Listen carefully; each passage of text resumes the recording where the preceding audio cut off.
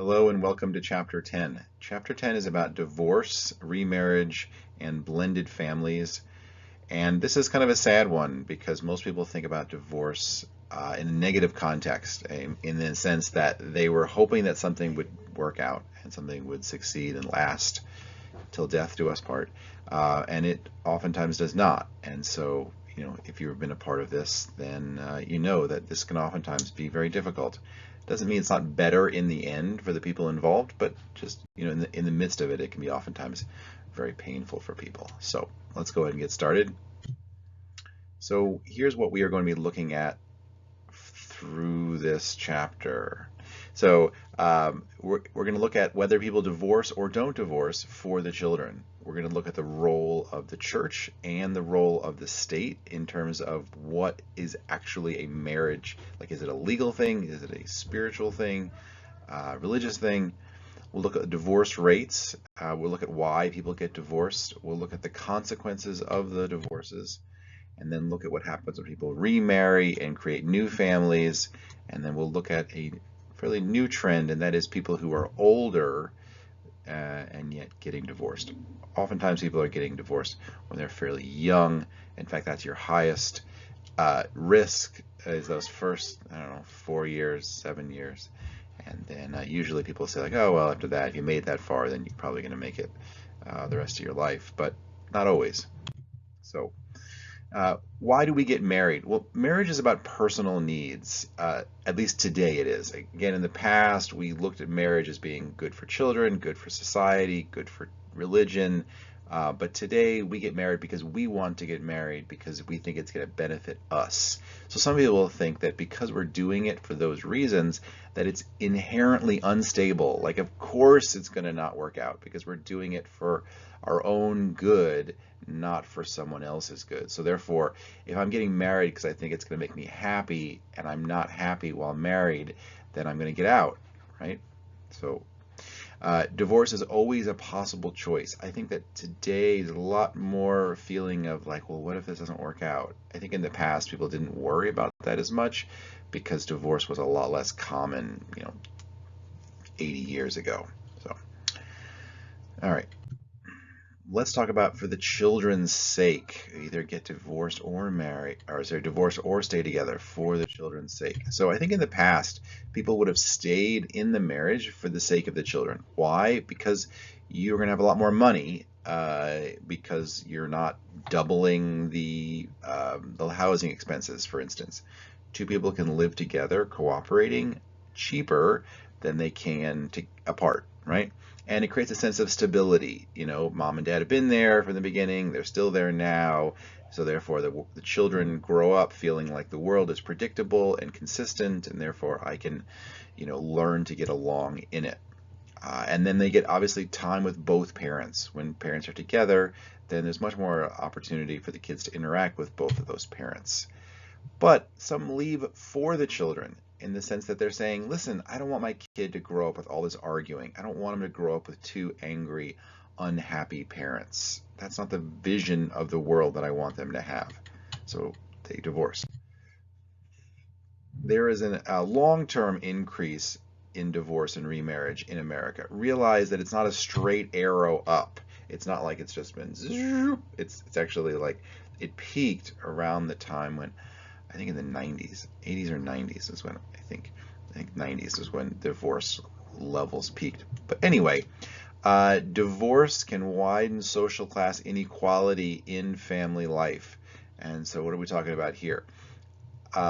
If you have middle class people who are staying together, and that's what the data shows, and you have people who are working class or lower class who are breaking apart, well, again, divorce is one of the main reasons why people go into poverty, especially women and children, right? And so if middle class are staying together, they're not experiencing poverty, and if people who are lower, they are because of the divorce, then it increases the wealth inequality between the social classes. It's one of the advantages of being somebody who grows up in a two-parent home. Divorce marks the individual orientation of family life. Okay, so we are very individualistic in America, and divorce is a mark of that. People are choosing to get divorced because it is good for them individually, right? And it may be even good for kids. I'm not really arguing we should or shouldn't do this sort of thing. It's just this is what the author is trying to say. Like it's a mark. So if you were to go to communal societies like in Asian culture, African, really all other cultures other than the Western cultures, what you would see a lot less divorce. And why is that? Because they would say it's not about me as an individual, it's about the family, it's about the community. Let's look at the church and the state. So we used to think of religion when we think of marriage because we have a priest and they're marrying us and so, but the reality is that, you know, we still have kind of a combination today of, you know, if you look at our marriage certificates, they say "In God we trust," right?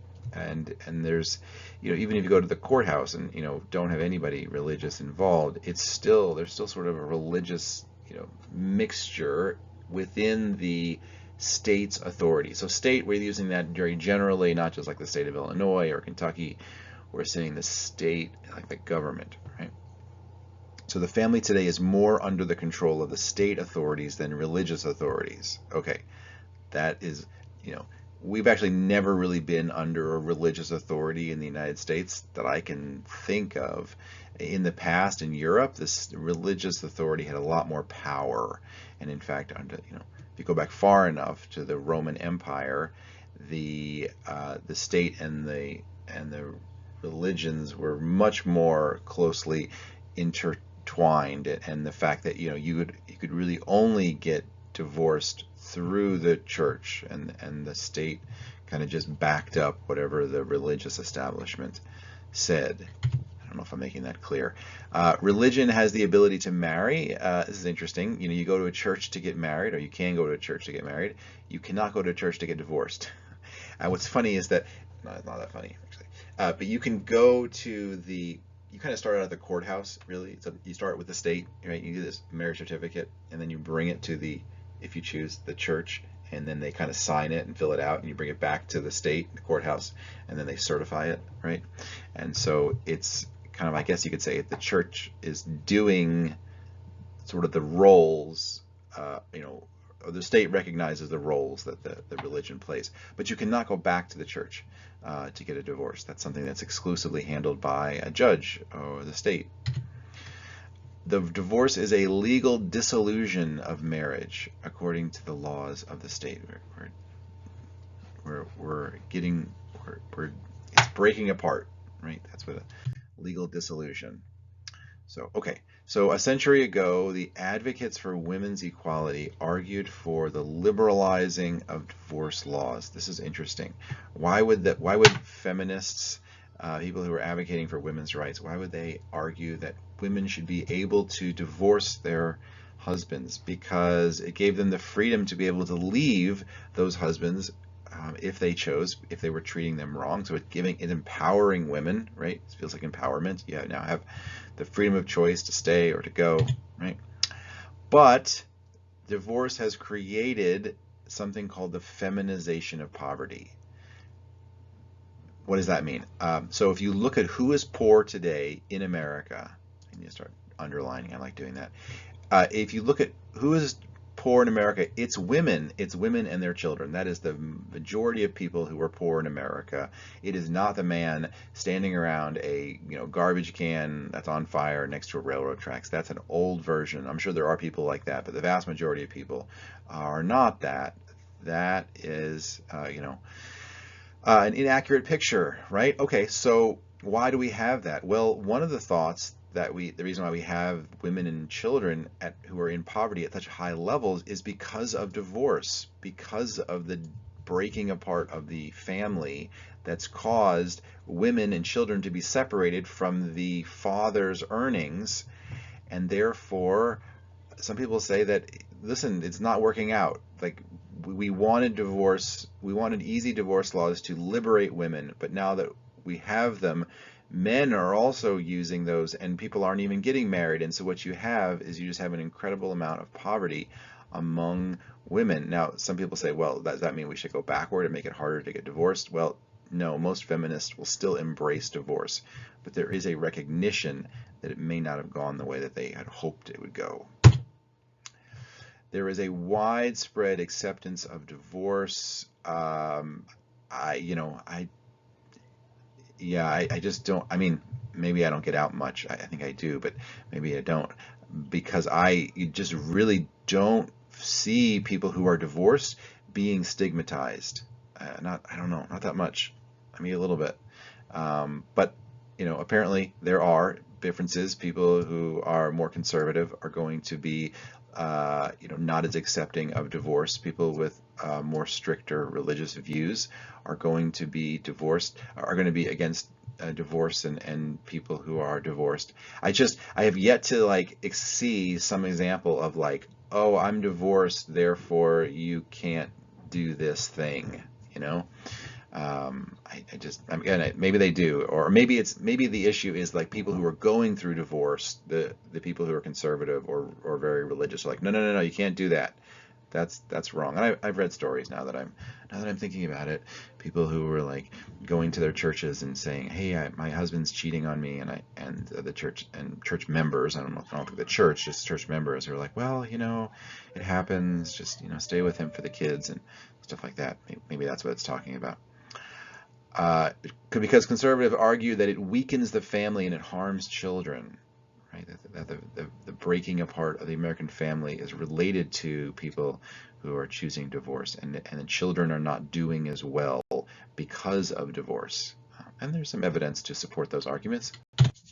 Let's look at America's attitudes toward divorce based upon religious participation and political participation, or political labeling, I don't know, political views. So I actually was kind of surprised by this. If you look at liberals, people who would say freedom, and people should be able to just do whatever they want, and government should be big, and I don't know, that kind of stuff. Still, it's about 1 out of every 6 of them say we should make it more difficult to get a divorce. I sometimes wonder if people realize that it's pretty difficult, expensive, and heartbreaking to get a divorce. Some people it's not. Some people it's quick. If you don't have kids, if you don't have any houses or assets, then it's kind of simple. But if you have kids and if you have money, it's sometimes divorces can go on for years before they're resolved.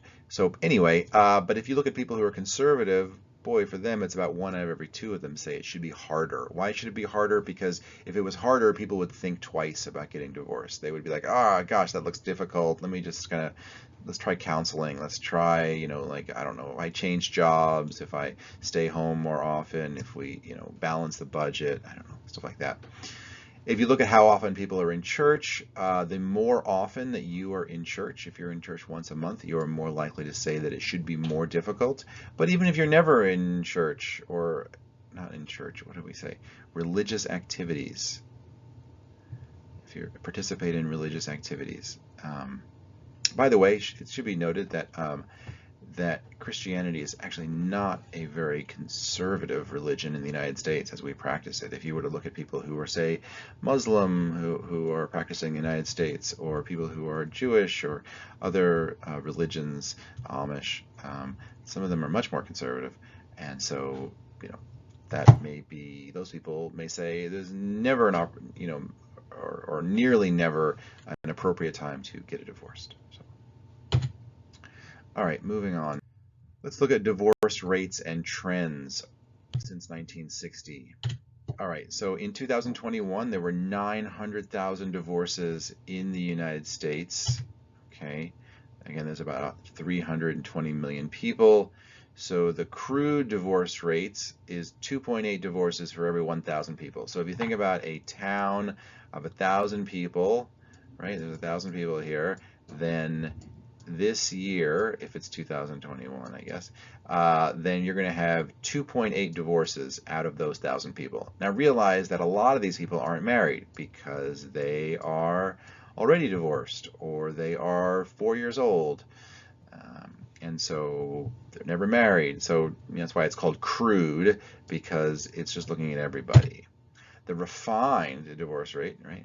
Now we're going to be refined, which means that if now all these people are married, right, which is a much more accurate number, I think, then we're going to have 13 divorces among those married 1,000 individuals.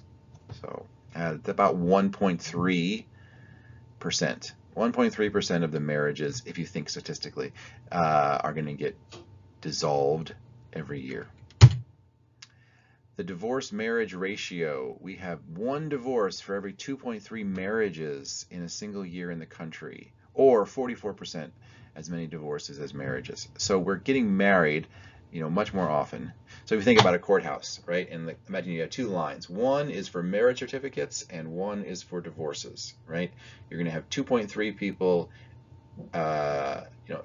over twice as many people in the line to get marriage certificates as you are people who are in line to get divorce.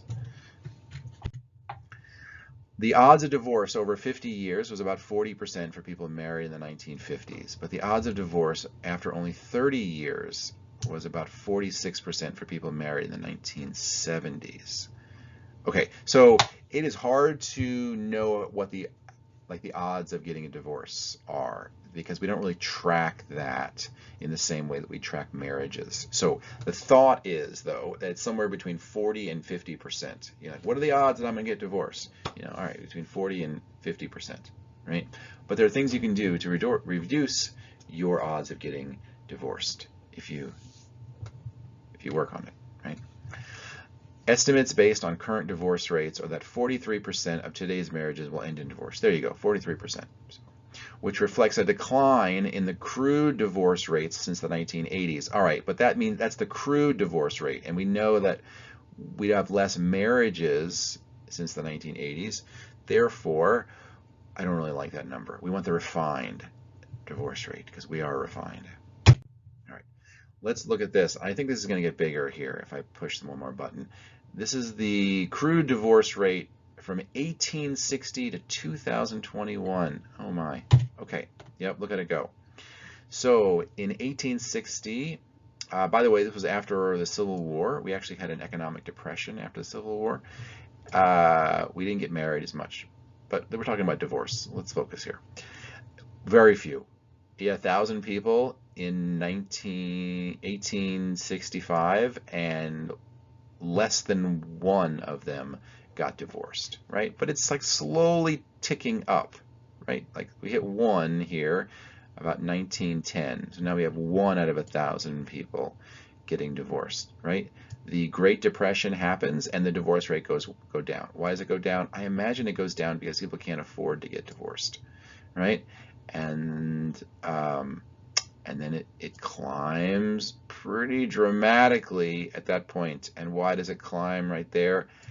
I'm not sure. I think what happens is that we just become more individualized as a society, and a lot of people got married before the war, and when the soldiers came back, they were changed. The spouses that they left behind might have changed in that time, and so they've been apart for maybe a few years at that point, and the spark was no longer there. So that's why you had this huge number of divorces right there. But after that was over, it went back down, right? And we had the 1950s, which was sort of like a return to the conservative era, and it stays low here until about 1970, okay? And then it begins to tick up. I used to blame the divorce rates on California because California passes this law under, I guess, then Governor Reagan that says you don't have to have anybody at fault for the divorce. You can have a no-fault divorce law, a no-fault divorce in which nobody has to be responsible. Before that, you did have you have to say, okay, this person screwed up. They had an affair, or they were drinking too much. But during this time, they changed the law there, and then other states follow as well. And so we just continue to go up and up and up until the 1980s, where it peaks right here, and then it begins to go down. But realize one of the reasons why it begins to go down is because we start having a lot less marriages here at this point in time, right around here, we have less marriages. And so remember, this is the crude divorce rate. So we're just looking at all the people in the town of 1,000, not just the married folks. All right. Divorce being more common affected decisions about marriage and parenthood. One of the things that happened was that people decided to not get married because divorce was kind of a scary thing. If you've seen somebody get divorced, you've been involved with one, you're like, oh, that's not much fun. I'm not sure I want to get married or remarried because of that. So let's look at the causes of divorce and see if we can find any themes here.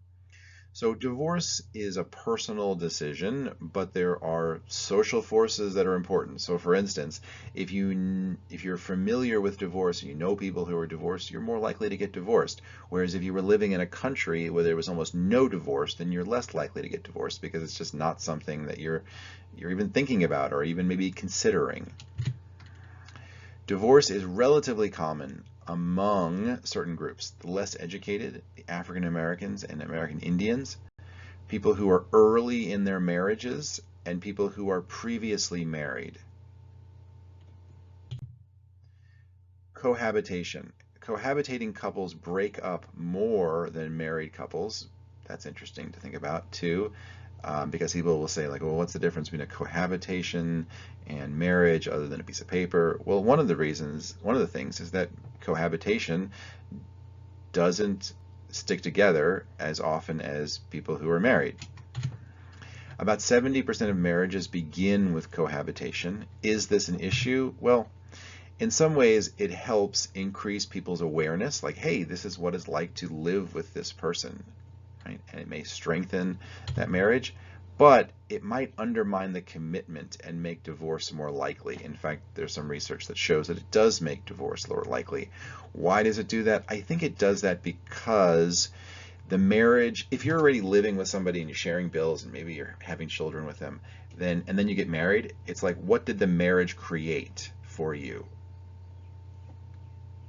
Not that much. It's like, as opposed to the person who is not living with that person, not sleeping with them, not having children, not sharing bills, and then they get married and all those things happen. It's like in their mind, the marriage has made all these huge changes, right? So the marriage may have more meaning, so people are less likely to end it. Couples who live together first are more likely to get divorced. Age in the matching process. Okay, people who are older when they first marry are less likely to get divorced, most of the time, because people who are young, think about your 18-year-olds, your 19-year-olds, they are kind of still exploring the world, who they are, not exactly sure what they're looking for. And so as they age, they may discover, gosh, I really want to live in California and be a musician. And the other person's like, I don't want to do that, right? So people who marry before the age of 20 are twice as likely as people who marry after 25 to divorce within the first 10 years. Right? So if you have friends who are getting married at 19 and other friends who are getting married at 26, and you're thinking like, ooh, I wonder which one are more likely to get divorced within the first 10 years, people who are older. Now, I think that older isn't always better. If somebody waits until they're 35, for instance, there's another issue because that person's used to doing things their own way, and now someone else is moving into their life and they have to compromise. So I think there's kind of a sweet spot there between not being overly independent like you would be at 35 and not being too young because you're like, I don't know necessarily what I want or how to get along with people. Maybe I'm just speaking about myself because I was pretty immature when I was 20. So, are older people more sensible? Sure. Are they more emotionally mature? Sure. Financially secure? Yeah. Better educated? Usually, right? So those things kind of help. Okay. Who is more likely to get divorced? This is sort of a, people are unhappy. I guess if you have two couples and one of them's unhappy and the other one is happy, which one's more likely to get divorced? Okay. People who spend less time with each other are more likely to get divorced, especially people who are traveling for work or they're living a significant part of time away from each other. Maybe they're working opposite shifts, so they're like two shifts passing in the night. One person's coming home, the other person's leaving. if they disagree frequently, especially around kids or holidays or in-laws, if they have heated arguments in which they're yelling and they're getting really upset at one another.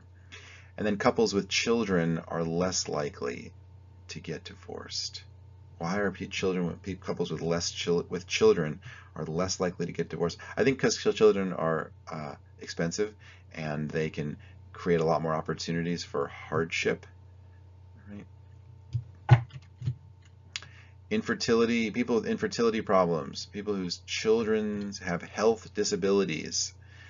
If there are stepchildren involved, these increase the likelihood of them getting divorced. Again, think about this as just adding stress. If you are in a stressful situation, you are more likely to dislike the person that you're doing this life with. If you're in a less stressful situation, you are more likely to be easier to live with and easier to get along with, and so is the other person. To a certain extent, I think I'm thinking about like people in the Army who oftentimes become lifelong friends with people that they're in the same platoon with, or group, whatever that's called.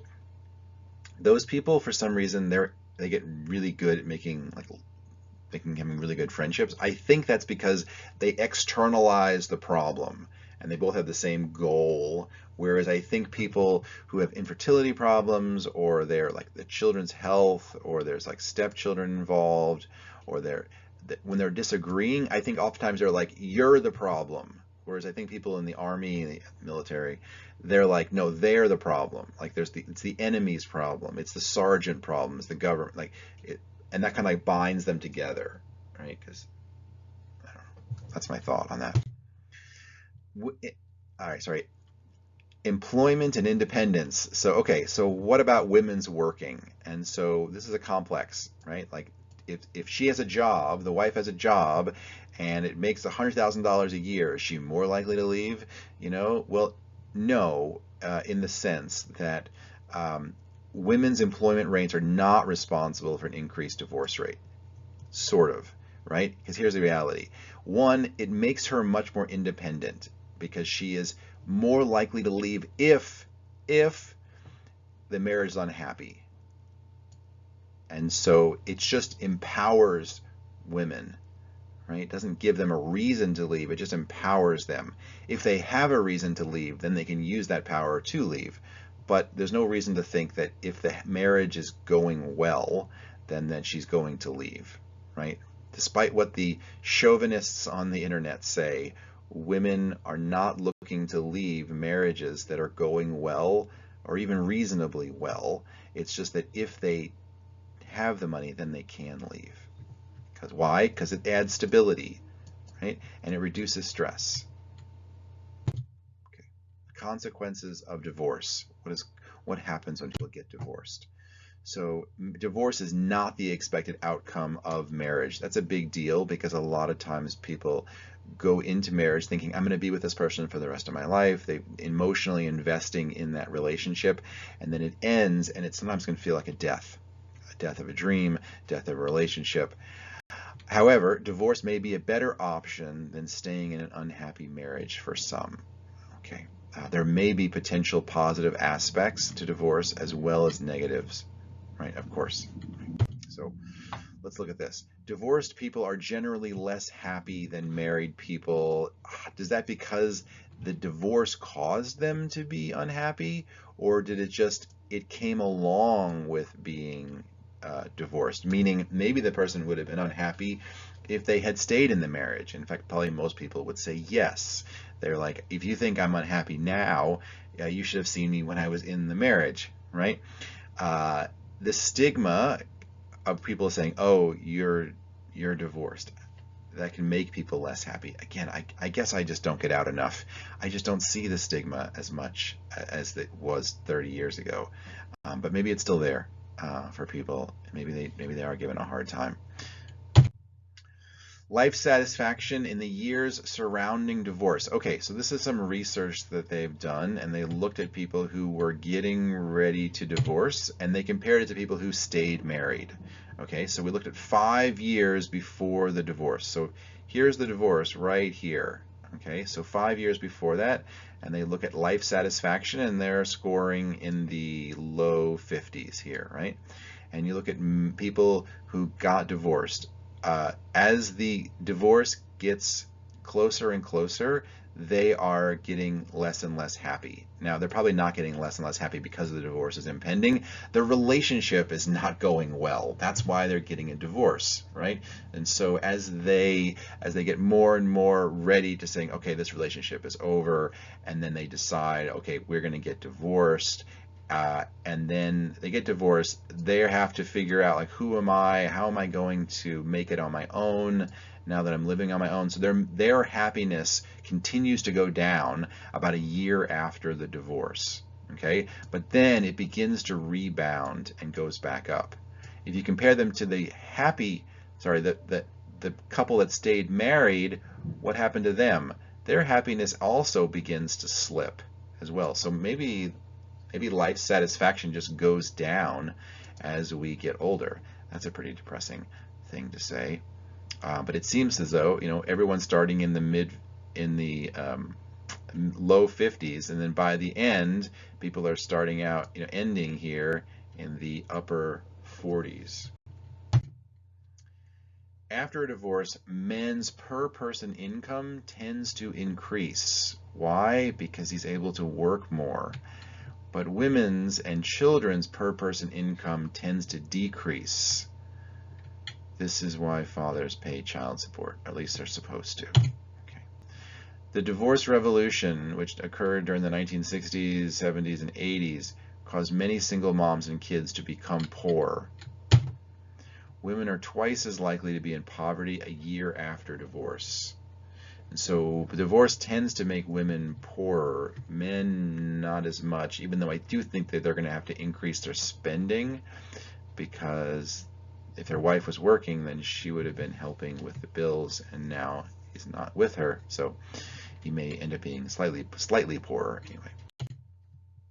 What about children's well-being? We talked about that earlier. Sometimes people will divorce because they're thinking about their children. So divorce may negatively impact children's school performance, their levels of happiness, their mental health, and their relationships with their parents. Okay, so some pretty significant things here. Their physical health is not harmed by family instability. Okay, so their physical health is okay. Their mental health is not. Their school performances may not be. Their relationship with parents, I want to say especially the person that they're not living with the most of the time. It actually kind of depends. I think if parents choose to fight against their ex-spouse through their children, then that is going to really impact their relationship. That can be really ugly, by the way, when people start telling their child that their father or mother is really, bad. Then that's, I don't know. I think that's really playing dirty. Even if the parent is bad, I think that's still playing dirty. Anyway, older children may experience a sense of relief after the divorce. They may be glad that mom and dad are not arguing as much. Younger children may not be seriously affected until after they move into a different house without a parent. Young children may not really understand what's going on until it's, oh, now we're living in a different house, and where's mom or where's dad? Oh, they're not here. Then it may hit them at that point. Children's experience of divorce. Negative outcomes. There's less parenting time. I don't see how there would not be, right? Because you used to see both parents together. You're not going to have that as much. You lose contact with one parent, maybe, in a sense. Oftentimes it's probably going to be father. Witnessing conflict. It could be residential moves. They move from one house to another. Other transitions, transitioning friends, transitioning schools, and then being poorer. There are protective factors. There's things you can do to help children. You can give them good coping skills. You can enroll them in athletic events. You can teach them how to do deep breathing. You can bring in additional help, grandma, grandpa, aunts, and uncles. You can encourage both parents to still be very involved in their children's lives. There's things you can do to, like, hey, we're never going to fight through our children, or our children are not going to witness us having disagreements. we are going to do everything we can to help our children feel stable in this. We're going to remind them that we still love them, and this is not about them. This is about the fact that we can't get along, and regular contact. The parent who is not taking care of them at the moment can send them messages, can help them, do things, over the phone, things like that. I don't need this. All right, so what happens before a divorce happens, or maybe things that are occurring during a divorce? And so the first thing is that realizing that things are probably hard within a situation where the divorce is happening. Maybe they've been hard for a long time. And so when you talk about what happened after the divorce, and oh, well, things were really hard. Well, yeah, but maybe they were hard before. So sometimes it's hard to say, did the divorce cause hardship? Maybe it was already hard before that. People who divorce are likely to be relatively poor relative to other people. They are unstable, depressed, or unable to manage relationships, and their children simply reflect these outcomes. Okay, we're trying to understand why children are suffering during divorce. Why are those children depressed, trouble with their own relationships? And it's easy, I suppose, to point at the divorce and say, okay, the reason why children are suffering is because of the divorce. But this is saying, well, maybe they were already unstable. Maybe they were already poor. Maybe they were already unable to manage their own relationships. Because one of the things, looking at this specifically right here, one of the things about children who are from divorced homes, which I'm part of this, right? And so is that they are going to be more likely to fail in their own relationships, right? And so it's oh my gosh, see, we shouldn't have divorced. Well, maybe that was going to happen already, regardless whether the parents divorced or not. Some of the negative outcomes seen among children of divorced parents are also found among children of parents in unhappy marriages who didn't divorce. And so it's tough. He's trying to make the argument, I think, that's hey, we can't blame divorce on all these problems. It may be that these problems would show up already, whether they divorced or not. Still, divorce remains an important milestone in the development of children, especially if they are going to lose contact with one of their parents, especially if they're going to get poorer, especially if they're going to have to change homes. And all right, let's talk about remarriage. Oftentimes people don't lose faith in the institution of marriage, which is kind of an interesting thing, that people still want to be married. They just feel like they just were married to the wrong person, or maybe the wrong timing. So most people who divorce will eventually remarry. Okay, the more ex-spouses and children requires rethinking their family lives. Okay, so the more children are involved, the more conscious and prepared people should be, I suppose, when they're rethinking about how do you re-engage, right? You're gonna have a step parent. A step parent is somebody who the child that's not their biological parent. It's the parent that their biological parent marries. So if it's mom and son, and mom marries a new man, then the son and the stepfather, that's the step parent, right? Stepchild is the other way around, from the parent to the child. Step sibling, let's say the new dad has children from another relationship, that would be a step sibling. Okay, a half sibling is, let's say mom and new dad form a new child. They have a new child. That would be the half brother of the stepchild. Blended families are any family that includes step parents, step siblings, and half siblings.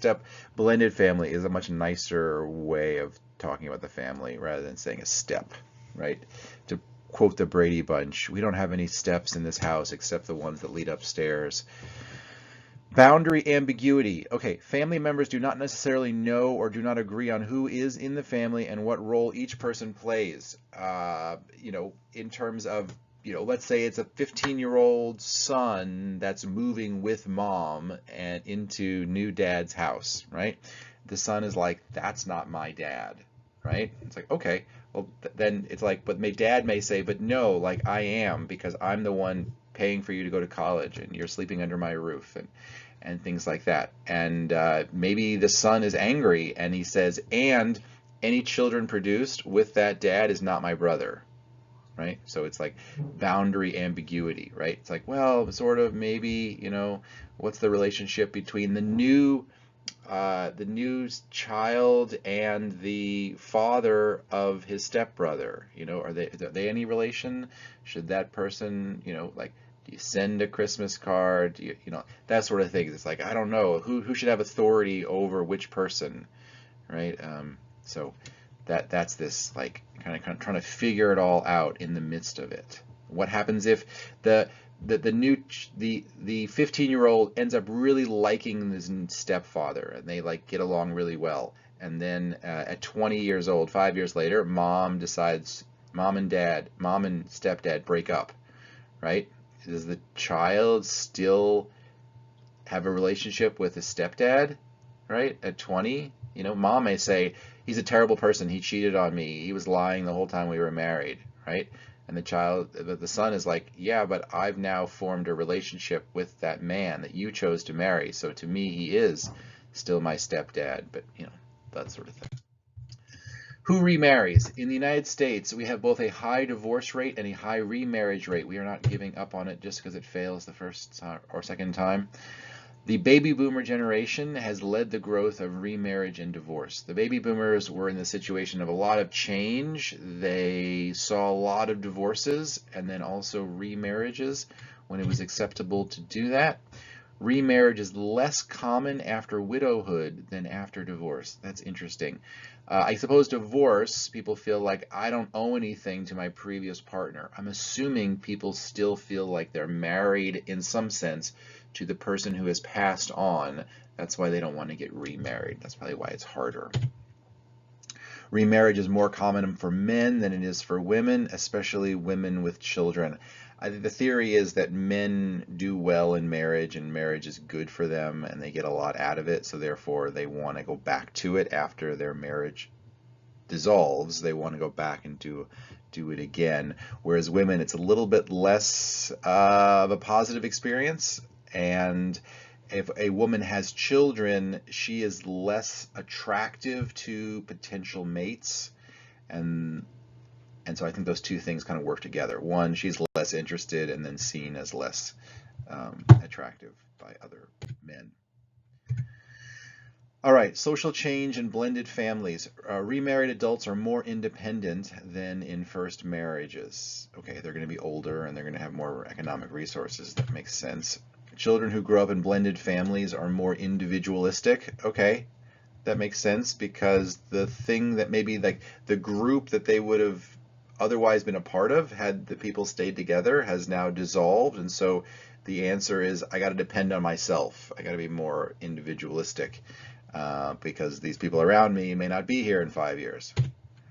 Step-parents and biological parents must balance various parenting styles. This is probably one of the harder parts of getting a divorce and then getting remarried, because you now have 3 or 4 parents who are involved in a single child's life, and each parent may have their own view as to how to parent, and that is tough, right? Because the child's going to say, well, dad said I could do this, and stepdad is saying no, right? And how do you deal with that? This all contributes to the family diversity in America today.